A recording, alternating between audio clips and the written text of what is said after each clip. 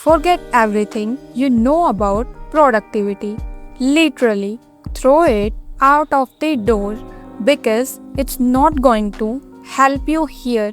And I know that sounds dramatic, but the way we usually think about time management is actually kind of wrong. We think that if we want more time, we need to do more, move faster, wake up earlier, make a longer to do list. But sometimes it's actually the opposite. The more you slow down, the more time you actually have. Because when you stop trying to do everything at once, you stop wasting so much time switching between things, overthinking about what to do next, and trying to catch up with your own life. Now, I know that sounds completely insane, but just hang in there.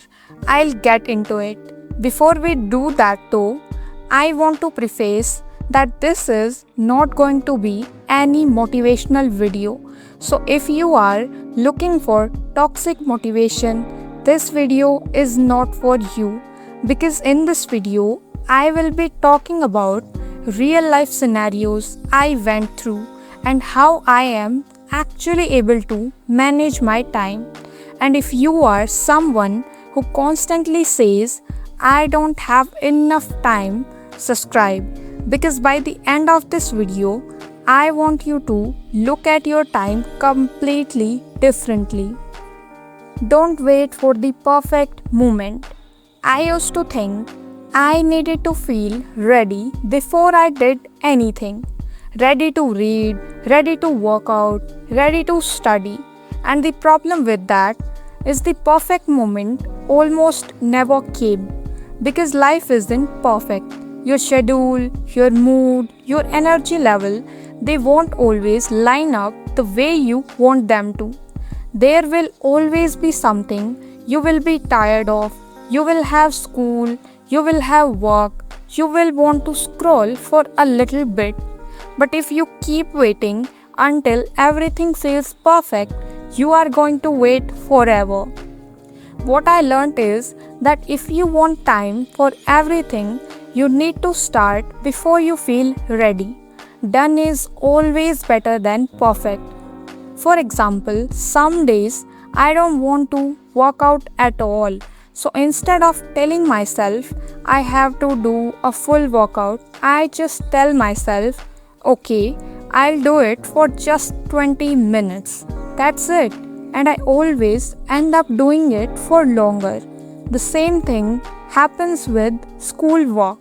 Instead of waiting until I am in the mood, I open my books and once I start, the motivation shows up because sometimes you are waiting for the motivation to start when actually starting is what creates the motivation. You don't need to feel ready, you just need to start.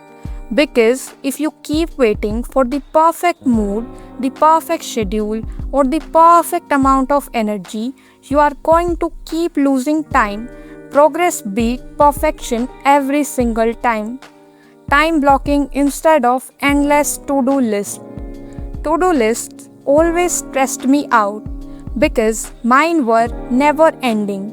I would write down 20 things, check off 2, and then I would feel like I failed. And then the next day, those same things would still be there. So now I use time blocking. Every Sunday, I map out my week in chunks, school in the morning and work in the afternoon, workout or routine in the evening, and reading before bed. I even block out downtime so I don't feel guilty for resting. And this is something I really like about time blocking. It helps me avoid making decisions all day. I don't wake up in the morning thinking, should I work or go to the gym first? It's already decided. I already know what I am supposed to be doing, so I just follow the plan. And no, this doesn't mean I plan every single minute of my day, Because honestly, that would be exhausting. Sometimes things change. Sometimes you are tired. Sometimes something unexpected happens.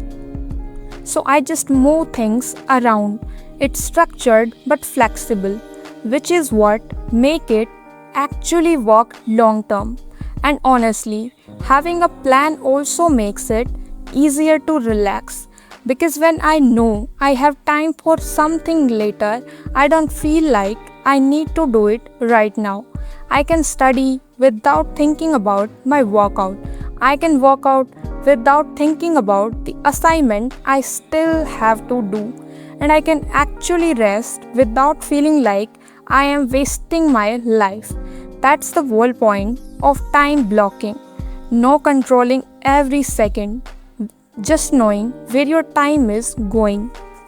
Prioritize like your time depends on it because it does. You can't do everything every single day. I had to learn it the hard way. I used to think I had to study, work out, read, have a perfect routine, work on my goals, have hobbies, talk to friends, all in the same day. And then, when I couldn't do everything, I felt unproductive. But you know what? You literally can't give 100% to different things at the same time. So instead, I focus on 3 priorities each week. These are my 3 non-negotiable: school or work or exercise, and whatever else is genuinely important that week. Once those are set, I layer in the extras: reading, routine, hobbies, social time. And here is the thing: prioritizing doesn't mean ignoring fun or self care. Some weeks, my priority is literally to go outside and spend time with friends. And that's okay because productivity doesn't mean doing more, it means doing what matters. So when you have limited time, don't ask yourself, how can I somehow finish everything? Ask yourself what actually needs to get done, because sometimes we don't have a time problem, we have a priority problem. We spend an hour doing something that really doesn't matter and then complain that we don't have an hour for the thing that does. So decide what matters first. Everything else can come after that. Protect your willpower. Willpower is limited, and once it's gone. That's why I do the hardest thing earlier in the day. Because think about it, your brain at 8 in the morning is not the same as your brain at the 10 at night. In the morning, you might actually feel like studying. You might have the energy to work out. You might finally want to work on that thing you have been avoiding. But after an entire day of school, work, studying, scrolling, talking to people, and making decisions, your brain is tired. And then you expect yourself to suddenly become the most disciplined person alive at 11 pm. It doesn't work like that. So instead of constantly relying on willpower, I try to protect it. If something is important, I try to do it earlier. And I also make things easier to start. If I want to study in the morning, I will keep my books ready. If I want to work out, I'll keep my clothes ready. If I have work to do, I'll prepare everything beforehand. Because the more steps there are between you and the thing you need to do, the easier it is to stay. It is to say, I'll do it later, and later become tomorrow. Tomorrow becomes next week, and suddenly you have been putting the same thing off for 3 months. So stop making everything depend on willpower. Make the things you want to do easier to start and make distractions hard to reach. You don't need more discipline. Sometimes You just need a better setup. So, if you came into this video thinking you needed something crazy productivity system to magically create 5 extra hours in your day, you probably don't. You just need to stop waiting for the perfect moment. Give your day some structure, prioritize what actually matters, protect your energy, and leave some space to actually alive, because the goal isn't to fit everything into one day. The goal is to make sure the important things have a place in your life. And honestly, sometimes managing your time means doing less.